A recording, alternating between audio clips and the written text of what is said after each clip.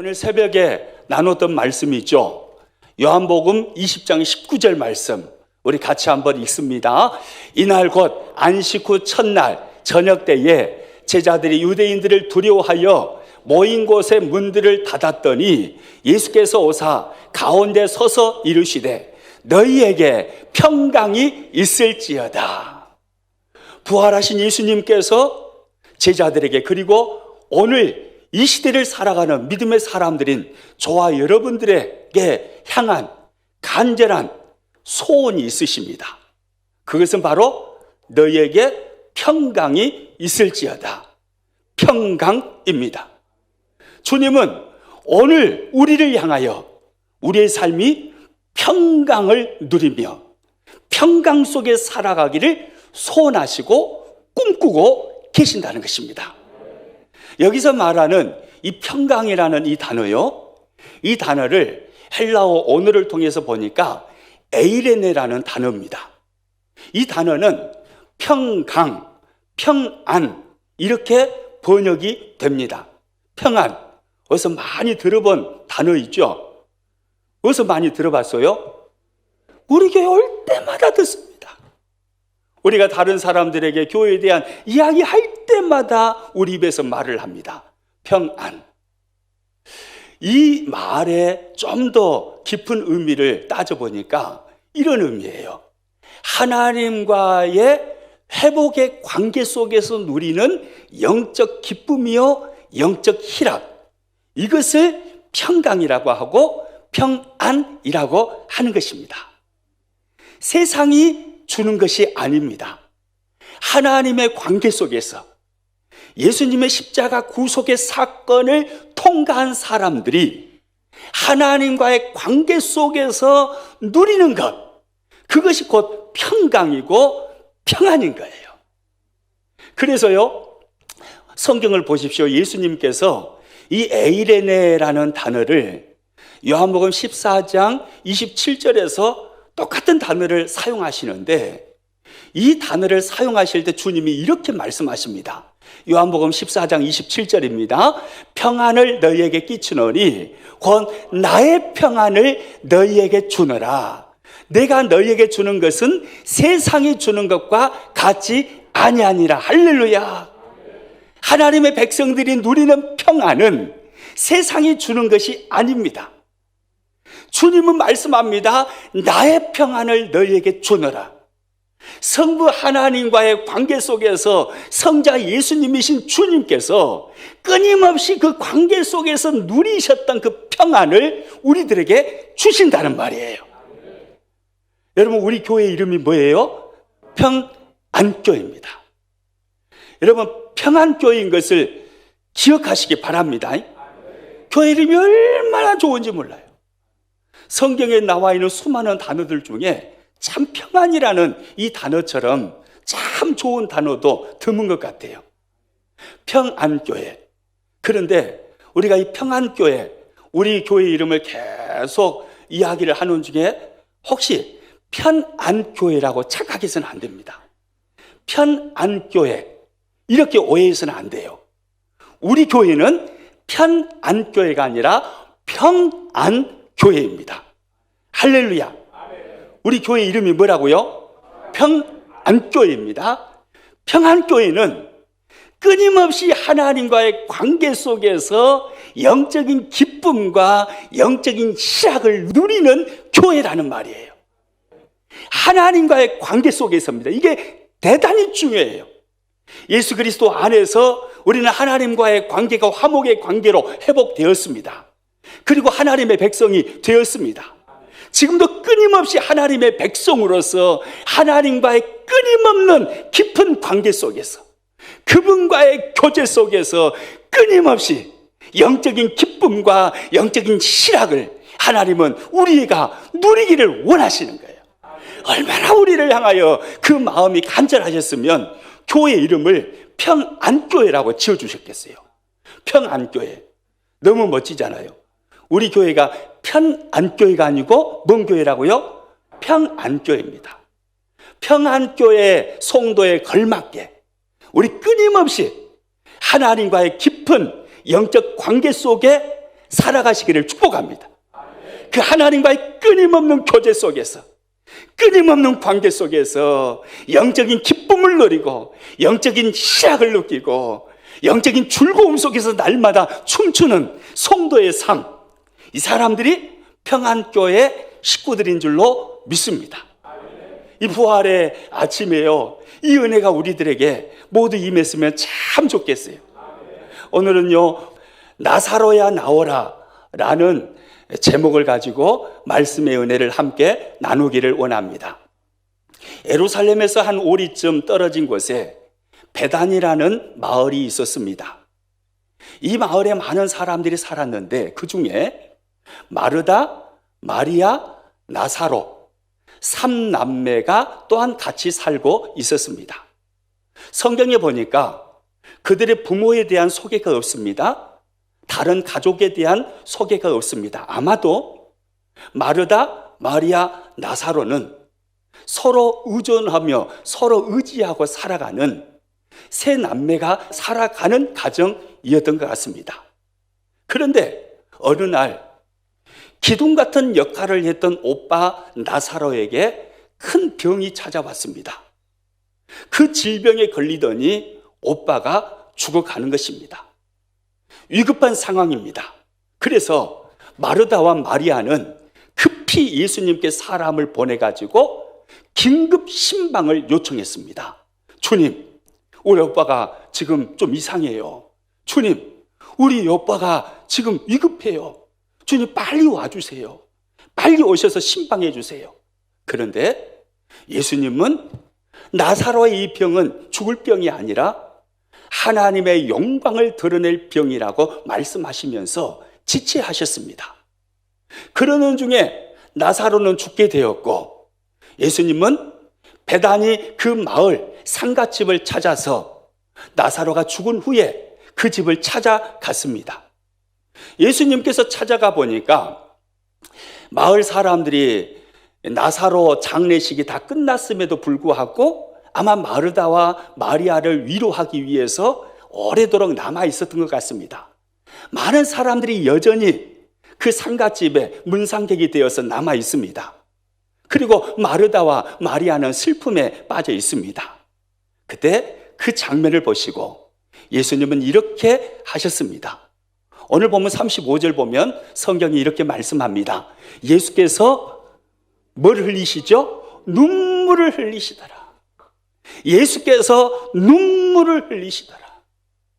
오빠를 잃고 상실 가운데 빠져있는, 슬픔 가운데 빠져있는 마르다와 마리아를 바라보시고, 그리고 함께 울고 있는 동네 사람들을 바라보시면서 예수님은 눈물을 흘리셨습니다.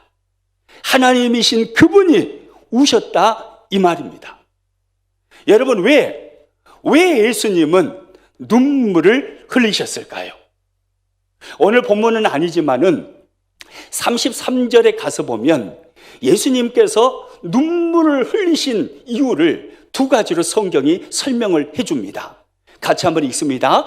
예수께서 그가 우는 것과 또 함께 온 유대인들이 우는 것을 보시고 심령의 비통이 여기시고 불쌍히 여기사.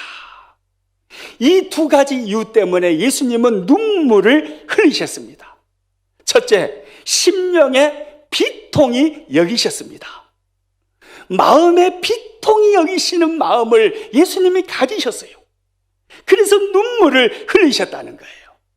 비통이 여기셨다는 것은요, 몸이 부들부들 떨 정도로 분노하셨다 이 말입니다. 얼마나 예수님께서 화가 나시고 분노하셨던지 몸이 막 부들부들 떨리는 거예요. 그러면서 눈에서 눈물이 쭉 흘러내리는 겁니다.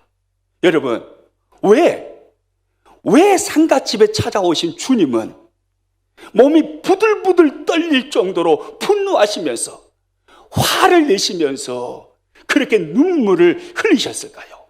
왜일까요? 그것은요, 죽음의 세력을 바라보셨기 때문입니다.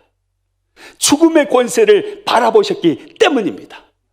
무소불위의 권력을 가지고 인간을 농락하고 인간 위에서 군림하면서 인간을 지배하고 있는 죽음의 세력, 죽음의 권세를 바라보시고 주님이 가만히 있을 수가 없는 거예요. 그 모습을 바라보시고 주님은 몸을 부들부들 떠십니다. 분노하시는 거예요. 그 죽음의 세력을 향해서 말입니다. 그 죽음의 권세를 향하여서 주님이 분노하십니다. 그리고 눈물을 흘리십니다.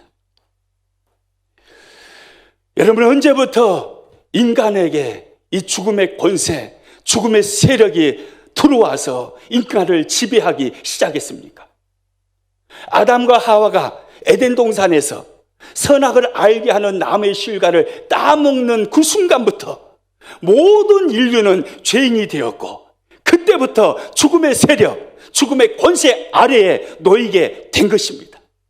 즉, 그 죽음의 권세, 그 죽음의 세력에 놓여서 고통받고 있는 나사로, 그리고 마리아와 마르다, 그리고 동네 사람들, 죽음을 통한 상실과 슬픔에 빠져있는 그들을 바라보시면서 그 죽음의 세력을 향하여 주님이 분노하시며 지금 몸을 부들부들 떨고 주님이 울고 계시는 것입니다. 여러분, 우리 예수님은 이 죽음의 세력을 끝내시기 위해서 오신 분이신 줄로 믿으시기 바랍니다. 아담과 하와 이후에 인류가 모든 범죄 가운데 살아서 그 죄로 인해서 죽음의 세력과 죽음의 권세 아래 놓일 수밖에 없지만, 그러나 우리 예수님께서 사망 권세를 깨뜨려 버리시고 죽음의 세력, 죽음의 권세를 깨뜨려 버리시고 죽음의 권세 속에 살아가는 모든 인류를 구원하시기 위해서 우리 예수님이 이 땅에 찾아오셨고 죽은 자 가운데서 3일 만에 부활하신 것입니다.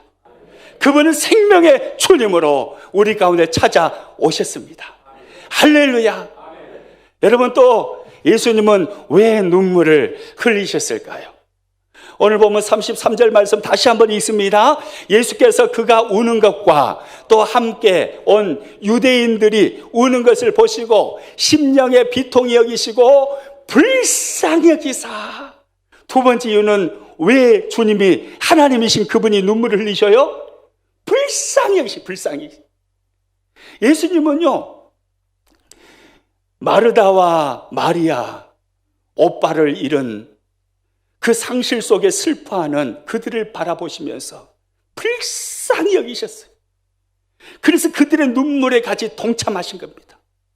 동네 사람들이 우는 것을 보시고 주님은 불쌍히 여기셨어요. 그래서 함께 울어주신 거예요. 사실요, 23절에 가서 보면 예수님은 나사로가 살아나리라 라고 마르다에게 이미 말씀을 하셨습니다. 23절 말씀 같이 한번 읽어봅니다. 예수께서 이르시되 내 오라비가 다시 살아나리라. 네 오빠 나사로가 다시 살아날 거다, 걱정하지 마. 예수님은 분명히 말씀하셨어요. 그러니까 우리 주님은 나사로가 죽어서 무덤에 묻힌 지 나흘이 되어짐으로 썩는 냄새가 나지만 그 죽은 나사로가 다시 살아날 것을 알고 계세요? 모르고 계세요? 알고 계세요. 이미 아십니다. 그리고 마르다에게 이 말씀을 하셨어요. 그럼에도 불구하고 마르다가 사실은 불신앙이잖아요. 분명히 말씀하셨지만, 그런데 오빠의 죽음을 현실 100% 그대로 받아들여서 슬픔의 상실 속에 빠져있는 마르다의 모습은 어떻게 보면 불신앙의 모습이에요. 그럼에도 불구하고 예수님은 마르다의 불신앙의 모습을 책망하시기보다 예수님은 마르다의 아픔을 어루만져 주시면서 그의 슬픔에 동참해 주시면서 예수님이 함께 울어 주신 것입니다. 여러분, 이분이 저와 여러분과 지금도 함께 하시는 부활의 주님이에요. 믿습니다. 주여, 내가 주님을 믿습니다 하면서도 안 믿어질 때가 많잖아요. 주여, 주님, 내가 주님을 믿습니다 해놓고도 자꾸 걱정하는 게 우리들의 모습이에요. 그 모습을 바라보면서 특히 내가 성경이 얼마나 내가 살아있다는 걸, 내가 너와 함께 한다는 걸, 내가 너를 도와준다는 걸 두려워하지 말라고 얼마나 말을 많이 했는데 네가 그렇게 믿음이 없느냐? 라고 부활하신 주님이 책망하시는 게 아니라 우리의 아파하는 마음에 함께 아파해 주시고 우리의 안타까움을 함께 안타까워해 주시고 우리의 흐르는 눈물을 함께 동참하셔서 눈물을 흘려주시는 주님, 그 주님이 바로 저와 여러분의 부활하신 주님이시라는 거예요. 할렐루야. 예수님은 그 이유 때문에 눈물을 흘리십니다. 예수님은 이제 무덤 앞에 다가가셨습니다. 나사로가 묻혀있는 무덤입니다. 무덤 앞에 다가가셔서 마르다에게 말씀하십니다. 돌을 옮겨 놓으라. 오늘 보면 39절 말씀 같이 읽습니다. 예수께서 이르시되 돌을 옮겨 놓으라 하시니 그 죽은 자의 누이 마르다가 이르되 주여 죽은 지가 나흘이 되었음에 벌써 냄새가 나나이다. 예수님이 말씀하십니다. 돌을 옮겨 놓으라. 그때 마르다는 마음에 갈등이 일어났을까요? 안 일어났을까요? 여러 생각이 스쳐 지나갔을까요? 아무 생각도 없었을까요? 여러 생각이 스쳐 지나갔을 겁니다. 주여 죽은 지가 나흘이 되었음에 벌써 냄새가 나나이다. 주님의 말씀에 순종해가지고 돌을 옮겨 놓았어요. 한번 생각해 봤어요. 돌을 옮겨 놓았는데 나사로가 안 살아나면 어떻게 될 거예요? 이건 뭔 창피입니까? 동네 사람들이 지금 다 지켜보고 있습니다. 돌을 옮겨 놨어요. 나사로 오빠가 살아날 것을 믿고 옮겨 놓았는데 만약에 오빠가 안 살아나버리면 이건 뭔 창피겠어요? 전도의 문은 금방 다 닫혀버리는 것입니다. 더군다나 그 자리는 종교 지도자들에 의해서 파송된 하수인들이 예수님 잡으려고 지금 눈에 불을 켜고 있어요. 만약에 예수님께서 나사로를 못 살려내버리면 큰일 아닙니까? 아마 이 마르다의 마음속에는요 이런저런 생각이 교차했을 것입니다. 내 경험을 따를 것인가? 내 생각을 따를 것인가? 인간의 상식을 따를 것인가? 인간의 상식과 경험으로는 죽은 자가 살아난다는 것은 이거 불가능한 일인데 내 경험과 내 상식을 따를 건가? 아니면 주님의 말씀을 믿고 그냥 주님이 말씀하셨음에 돌을 옮겨 놓을 것인가? 이런 생각이 마음속에 계속 교차했을 거예요. 진짜 그랬단 게요. 그 증거가 뭐냐면 40절에 가서 보면 주님이 이렇게 말씀하신 걸 보면 알 수가 있어요. 40절 같이 읽습니다. 예수께서 이르시되 내 말이 너가 믿으면 하나님의 영광을 보리라 하지 아니하였느냐 하시니 지금 마르다가 갈등을 하고 있는 거예요. 내 상식과 내 생각을 따를 것인가 아니면 주님의 말씀을 따를 것인가 이 갈등이 그의 마음속에서 계속 일어나고 있는 거예요. 아이고 이렇게 순종했다가 만약에 안 살아나 버리면 어떻게 될 것인가? 이건 뭔 창피야 이것이. 그런 마음이 계속 일어나는 거예요. 그러면서 갈등을 하고 있는 것입니다. 그것을 정확하게 알아차리신 주님이 말씀하시는 거예요. 내가 믿으면 하나님의 영광을 보리라. 할렐루야. 따라서 합니다. 내가 믿으면 하나님의 영광을 보리라. 할렐루야. 무슨 말입니까? 마르다야, 딴 생각하지 마. 갈등하지 마. 인간의 이성과 인간의 경험, 상식 그걸 앞세우지 마. 내 말 믿고 따라서 해봐. 순종해봐. 너가 믿으면 네 오빠가 살아나리라고 내가 말했던 것을 네가 믿으면 너는 하나님의 영광을 보게 될 거야. 믿으면 돼. 믿으면 돼. 믿으면 하나님의 영광을 보게 되는 거야. 이것이 주님의 말씀이에요. 믿으면 돼. 믿으면 돼. 네 생각 내려놓고 인간의 상식 내려놓고 인간의 경험 내려놓고 하나님의 말씀 믿고 순종하면 하나님의 영광을 보리라. 여러분 하나님의 영광을 본다는 말이 무슨 말입니까? 하나님의 일하시는 것을 경험한다는 이 말이에요. 하나님께서 일으키시는 기적을 보게 된다 이 말입니다. 할렐루야. 너가 믿으면 하나님의 영광을 보리라. 오늘 저와 여러분 마음속에 이 주님의 음성이 새겨지시기를 축복합니다. 네가 믿으면 하나님의 영광을 보리라. 마르다는요, 주님의 이 음성을 듣고요, 자기 생각을 내려놓습니다. 자기 경험을 내려놓습니다. 인간의 이성을 다 내려놓습니다. 그리고 단순하게 믿음으로 주님을 붙잡습니다. 너가 믿으면 하나님의 영광을 보리라. 주의 말씀을 붙들고 돌을 옮겨 놓아요, 안 옮겨 놔요? 옮겨 놔버려요. 이게 마르다의 위대한 믿음인 거예요. 주의 말씀을 듣고 내가 믿습니다. 주님이 일하실 줄로 믿습니다. 인간의 상식과 인간의 경험으로는 말도 안 되는 일이지만, 어떻게 죽은 지 나흘이 되었는데 썩는 냄새가 펄펄 나는데 어떻게 죽은 송장이 살아납니까? 인류 역사 속에 그런 일이 한 번도 없었어요. 경험과 상식으로는 말이 안 되는 이야기입니다.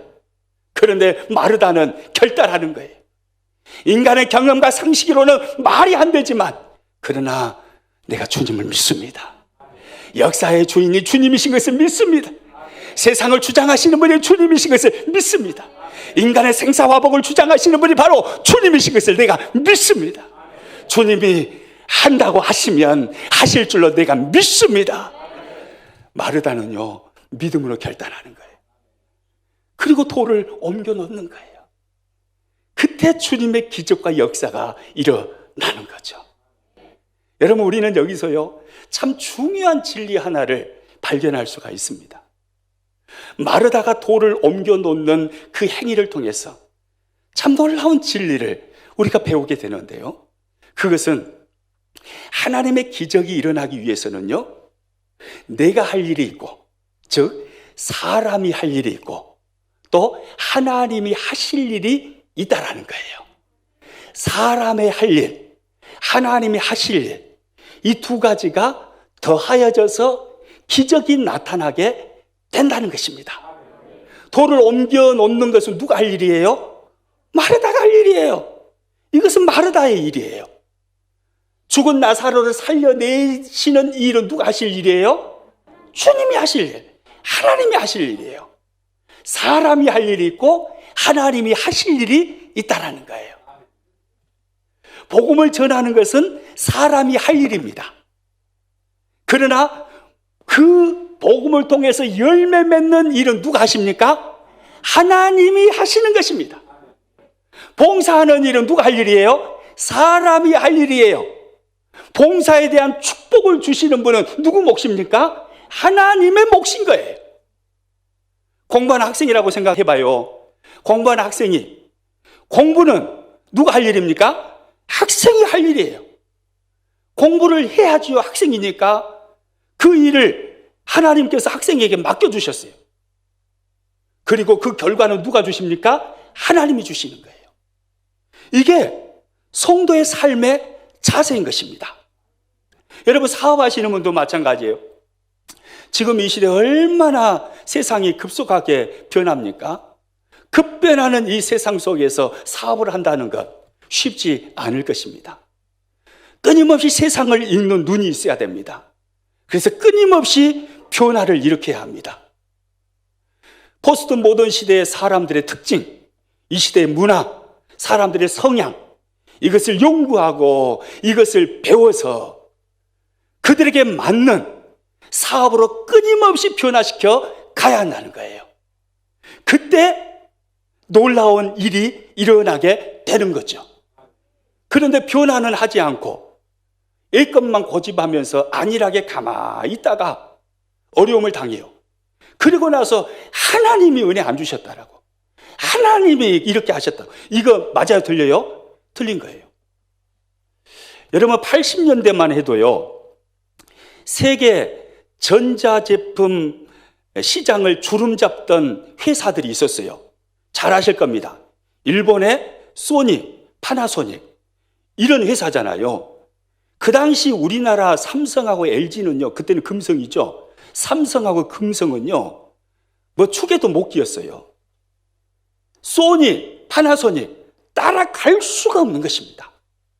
그런데 21세기로 딱 접어들면서 소니와 파나소닉은 완전히 도태되어 버렸습니다. 지금은 삼성과 LG가요, 세계 시장을 딱 주름잡고 있습니다. 저는 실제로 안 봐서 잘 모르겠습니다만은 외국 다녀오신 분들 이야기를 들어보면 이렇게 큰 백화점이나 그 나라 그 지역을 대표하는 큰 시장에 가서 보면 삼성하고 LG 그 제품들이 한 중앙에 딱 있다고 그러더라고요.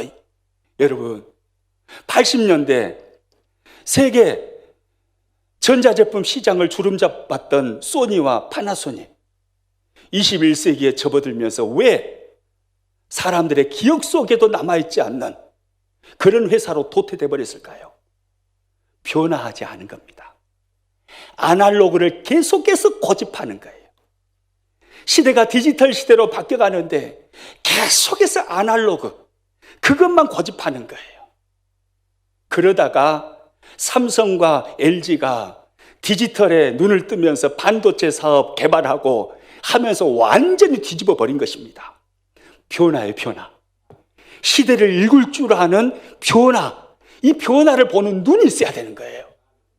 그 변화를 보는 눈을 가지고 끊임없이 내 사업장을 변화시켜 가는 거예요. 이것은 우리가 할 일입니다. 그리고 나서 그 모든 것의 결과는 하나님께 맡기는 것입니다. 하나님이 은혜 주시고 도와주시라고 하나님께 구하는 것입니다. 여러분, 교회도 마찬가지예요. 교회도 똑같습니다. 교회 변하지 않는 본질이 있습니다. 이것은 어느 시대든, 예수님 시대든 아니면 우리 할아버지 할머니 시대든 우리 시대든 우리 미래 자녀손들의 시대든 변하지 않아야 할 것, 교회의 본질이 있습니다. 그게 뭡니까? 복음입니다. 복음은 절대로 변해서는 안 됩니다. 이건 본질입니다. 그러나 복음을 담는 그릇은 끊임없이 변해야 됩니다. 복음을 바꾸자는 소리가 아닙니다. 복음은 본질입니다. 이건 목숨 내놓고 지켜내야 됩니다. 그런데 그 복음을 담는 그 시대 문화, 그 시대 사람들의 성향, 그 시대 사람들의 특징, 이것을 읽을 줄 알고 교회가 끊임없이 변화하고 바꿔가야 되는 거예요. 이것은 우리가 할 일이에요. 이것을 안일하게 하면서 이것은 하지 않고, 그리고 하나님께서 알아서 하시겠지, 어려움이 느껴지면 아이고 하나님이 은혜 안 주셔서 그러니, 이건 안 되는 거예요. 오늘 성경은 분명히 말합니다. 돌을 옮겨 놓는 사람이 있고 나사로를 살리시는 분이 있다라고 말합니다. 돌을 옮겨 놓는 것은 우리가 할 일이에요. 나사로를 살리시는 그 일은 우리가 할 일이 아니에요. 하나님이 하실 일이에요. 여러분, 그런 측면에서 보면 우리 교회는요, 포스트 모던 시대에 진짜 잘하고 있습니다. 믿으시기 바랍니다.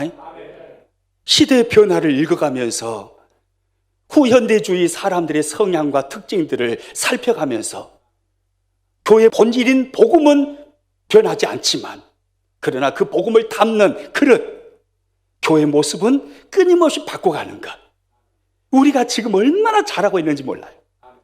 여러분, 우리 교회 예배 봐보세요. 얼마나 물 흐르듯이 그냥 쫙쫙쫙 흘러갑니까? 이 시대 사람들은요, 터치받기를 싫어합니다. 간섭받기를 싫어합니다. 순서마다 우리 사도신경 하겠습니다. 찬송가 160장 부르겠습니다. 장로님 나와서 기도하겠습니다. 막 순서마다 이러면요, 사람들이 짜증나는 거예요. 이게 이 시대 사람들의 특징이에요. 그래서 우리 교회 예배 보십시오. 잔소리가 별로 없잖아요. 그냥 물 흐르듯이 쫙 흘러가 버리잖아요. 오늘 이 시대 사람들의 성향을 읽어서 우리 카페 딱 만들어 봤잖아요. 야, 카페 쫙 만들어 놓고 식당 봐보세요. 식당 기가 막혀 불잖아요. 왜 빨리 코로나 끝나가지고 얼른 주방에서 밥을 지어가지고 밥 먹어야 될 건데.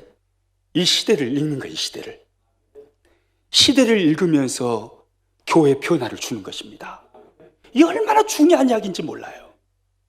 2층 기도실 가보세요. 한국교회 이렇게 기도실 잘 꾸며놓은 그런 교회 없습니다. 문까지 방문으로 딱 해놨잖아요. 소리 최대한 차단시키려고 방음문으로 딱 해놓고 공기순환장치 24시간 계속 안에서 돕니다. 그래서 늘 신선한 산소 공기가 안으로 주입돼요. 추우면 버튼 하나만 누르면 바닥이 따뜻해집니다. 잠 올라가면 버튼 눌러보면 차가워져요. 에어컨 바람도 술술 나옵니다. 얼마나 좋아요, 얼마나 좋아요. 이 시대 문화를 읽는 거예요. 그래서 끊임없이 복음의 본질은 변하지 않지만 복음을 담는 교회 그릇은 끊임없이 시대를 따라서, 문화를 따라서, 지역을 따라서, 민족을 따라서 끊임없이 바꿔가는 것입니다. 이것은 우리가 할 일이에요. 그리고 모든 복음에 대한 열매는 하나님께 맡기는 것입니다. 할렐루야. 오늘 부활주일이에요. 오늘 본문을 통해서 이 놀라운 사실을 우리가 깨달으시기를 축복합니다. 우리가 할 일이 있고 하나님이 하실 일이 있는 거예요. 돌을 옮기는 것 내가 할 일이에요. 부활하신 주님이 하실 일, 나사로를 살리는 그 일은 주님이 하실 일이에요. 저와 여러분에게 주님이 어떤 일을 맡기셨습니까? 지금 여러분들이 삶의 현장에서 하고 있는 일이 무엇입니까? 내가 할 일을 게을리하면서, 내가 할 일은 하지 않으면서 주님이 알아서 하시겠지, 주님이 때마다 알아서 은혜 베푸시겠지, 천만의 말씀이요. 기적은 그렇게 일어나는 게 아닙니다. 내가 할 일을 최선을 다해서 해놓고 그리고 하나님의 은혜를 기다리는 것입니다. 그때 기적은 일어나게 되는 것입니다. 마르다가 돌을 옮겼습니다. 그때 예수님은 나흘이 되어서 썩는 냄새가 펄펄 나는 나사로를 향해서 명령을 하십니다. 오늘 보면 43절 말씀 같이 읽습니다. 이 말씀을 하시고 큰 소리로 나사로야 나오라 부르시니, 마르다가 돌문을 옮겨 놓으니까 주님이 일을 하시잖아요. 나사로야 나오너라. 예수님이 어떤 자격으로 감히 죽은 자를 향하여 이렇게 명령할 수 있나요? 그분은 하나님이시기 때문에 이렇게 말할 수 있으신 것입니다. 창조주 하나님이요, 모든 인류를 여기까지 이끄시는 역사의 주인이신 하나님이요, 인생의 생사화복을 주장하시는 하나님이요, 그 하나님이시기 때문에 주님은 죽은 자를 향하여서도 이렇게 말씀하실 수 있는 거예요. 나사로야 나오라. 생명의 주님께서 오늘 저와 여러분에게 하시는 주님의 음성을 들으시기를 축복합니다. 아무개야 나오너라. 그 무덤의 자리에서 나오너라. 나는 너에게 평안을 주기를 원해. 주님의 이 음성이 들려지기를 축복합니다. 여러분 이름을 넣어가지고 주님의 심정으로 여러분 내면에 나를 향해서 아무개야 나오라 라고 한번 외쳐보시길 바랍니다. 시작. 할렐루야. 생명의 주님은 지금도 우리들에게 말씀하고 계세요. 아무개야, 그 어두컴컴한 무덤의 자리에서 나오거라. 내가 생명의 주야. 내가 부활의 주야. 너의 무덤이 어떤 무덤이든 나는 변화시킬 수가 있어. 나는 온 우주 만물의 주인이신 하나님이니까 내가 할 수 있어. 아무개야 나오너라. 이게 주님의 음성이에요. 주님이 이렇게 말씀하시니까 나사로가 나와요, 안 나와요? 안 나오면 말을 안 해요. 나사로가 나부당겨. 죽은 채로 나왔어요. 살아나갖고 나와버렸어요. 살아나갖고 나부당겨. 죽은 지 나흘이나 됐는데. 오늘 본문 44절 같이 읽습니다. 시작. 죽은 자가 수족을 배로 동인 채로 나오는데 그 얼굴은 수건에 쌓였더라. 예수께서 이르시되 풀어 놓아 다니게 하라 하시니라. 죽은 자가 수족을 배로 동인 채로 나오는데, 나사로가 죽어서 유대인의 풍습에 따라서 염을 했습니다. 우리나라는 수의를 입히지만 유대인들은 배로 수족을 묶고 얼굴을 감쌉니다. 이게 그 민족의 염하는 풍습입니다. 나사로는 자기가 염이 되어져 있는 그 모습 그대로 살아나가지고 주님의 명령에 순종해서 살아 걸어 나온 줄로 믿으시기 바랍니다. 우리 주님은 생명의 주님이세요. 우리 주님은 부활의 주님이세요. 저와 여러분이 어떤 무덤 속에 갇혀 있을지라도 생명의 주님이신 우리 주님은 저와 여러분을 그 현장에서 살려내실 수 있으십니다. 그분이 저와 여러분의 주님이세요. 우리가 할 일을 하고 주님의 은혜를 구하는 것입니다. 내가 할 일을 최선을 다해서 하고, 그리고 이제 주님이 하시옵소서, 주님이 일하시옵소서. 그때 우리의 삶에 놀라운 기적의 역사들이 나타날 것입니다. 우리 끊임없이 그 부활의 은총 속에, 부활의 역사 속에 살아가시기를 주님의 이름으로 축복합니다.